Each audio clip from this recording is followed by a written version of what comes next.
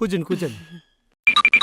చూస్తుంటే చాలా వెరైటీస్ చేస్తున్నట్టున్నారన్నయ్య. మరి ఫిష్, మటను, ఫ్రాన్స్ ఇవన్నీ చేయిద్దాం అనుకున్నాం, కానీ బడ్జెట్ ఎక్కువ అయిపోద్దని చికెన్ ఒకటే చేసాం.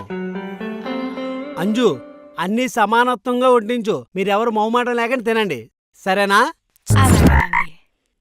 లాస్ట్ టైం ఏం జరిగిందో గుర్తుంది కదా, ఈసారి ముక్క కాదు కదా ఒక మెతుకు కూడా మిగులొద్దు. హలో, ఫుడ్ తినకుండా చెవులు కొరుక్కుంటున్నారేంటి బ్రో? ఏం లేదు ఏం లేదు. తినండి. అంజు వడ్డించు. అన్నయ్య మీరు కూడా కూర్చొని తినండి.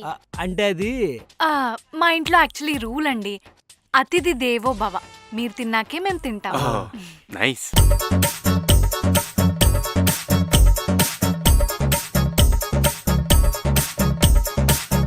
అన్నయ్య కొంచెం చికెన్ అయ్యారా? అంజు చికెన్ రైస్ కూడా ఎయ్. ఆహా వద్దన్నయ్య. అదేలా కుదురుతుంది? చికెన్ వేసుకుంటే రైస్ కూడా వేసుకోవాలి, లేకపోతే సమానత్వం పోద్ది.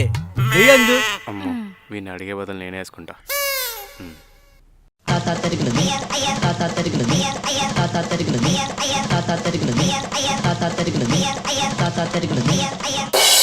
ఏ మాటకా మాట బ్రో, ఫుడ్ మాత్రం చాలా టేస్టీగా ఉంది. కొంచెం కూడా మిగిల్చకుండా తినేసాం. అవునమ్మా, చాలా బాగా చేసావు. బ్రో, నేను మాత్రం సమానత్వం కన్నా కొంచెం ఎక్కువే తిన్నానే. దానిదేముంది బ్రో, ఎవరు సమానత్వం వాళ్ళది, తినండి పర్లేదు. ఏదో అనుకున్నాను, వీడు మంచోడే. సరే బ్రో, మేము వెళ్ళొస్తాం. ఆగండి, పిల్లి కట్సి వెళ్ళండి. బిల్లా బిల్లా?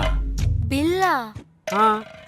బ్రో జోక్ చేస్తున్నారు. జోక్ చేయట్లేదు, నేను సీరియస్ గానే చెప్తున్నా. ఏవండి, వీళ్ళేమైనా రెస్టారెంట్కి వచ్చారా? మన ఇంటికి లంచ్కి వచ్చారు. అందుకే కదా సోంపు లేకుండా బిల్లు అడుగుతున్నా. కట్టేసి వెళ్ళండి బ్రో. బ్రో ఇదేంటి, లాస్ట్ వీక్ మీరు మా ఇంటికి వచ్చారనే కదా మేము ఈ వీక్ మీ ఇంటికి వచ్చింది. మీ ఇంటికి ఎంతమంది వచ్చాం? ఇద్దరు. మరి మా ఇంటికి ఎంతమంది వచ్చారు? ముగ్గురు. మరి సమానత్వం ఎక్కడ ఉంది? నేను హ్యాపీగా బర్త్డే పార్టీకి వెళ్తానంటే రివెంజ్ తొక్క అని ఇక్కడ దాకా తీసుకొచ్చి నువ్వే కదా. మేమిద్దరం వస్తే మీరు ముగ్గురు వచ్చారు, ఇక్కడ సమానత్వం లేదు కదా. పైగా మీరు 2 కర్రీలే పెట్టారు, మేము 4 కర్రీలు పెట్టాం. ఇదంతా కలుపుకొని బిల్లు కట్టండి. ఏవండి, పైనే ఉంటారు కదండి, ఈసారి ఇస్తారులేండి, వదిలేయండి. అప్పా తప్పు, అప్పుడు నేను ప్రోత్సహించను. బ్రో కట్టేసి వెళ్ళిపోండి బ్రో. ఏమండి వదిలేడు, కొట్టేయండి. ఏంటి కట్టేది? నా శాలరీ మొత్తం దుబ్బేసి సేవింగ్స్ అని మీరిద్దరేగా తీసుకుంది, ఇచ్చేయండి. అమ్మా నీకే ఇచ్చాను కదా, ఇచ్చేసి. నా దగ్గర ఎక్కడున్నాయే? మన కార్తీక మాసం సేల్ అంటే చీరలని కొని పక్కన పడేశారు.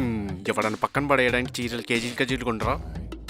బ్రో ఈసారి డబ్బులు లేవు, రేపు ఇస్తానే. అలా ఎలా కుదురుతుంది బ్రో? మీరు డబ్బులు ఇస్తేనే కదా మేము ఆర్డర్ పెట్టుకొని తినాలి. ఎందులోని ఒక్క మెతుకు కూడా మిగల్చలే కదా. My mistake. బ్రో ఇంకొక ఆప్షన్ ఏం లేదా? సరే ఈసారి కాంప్రమైజ్ అవుదాం.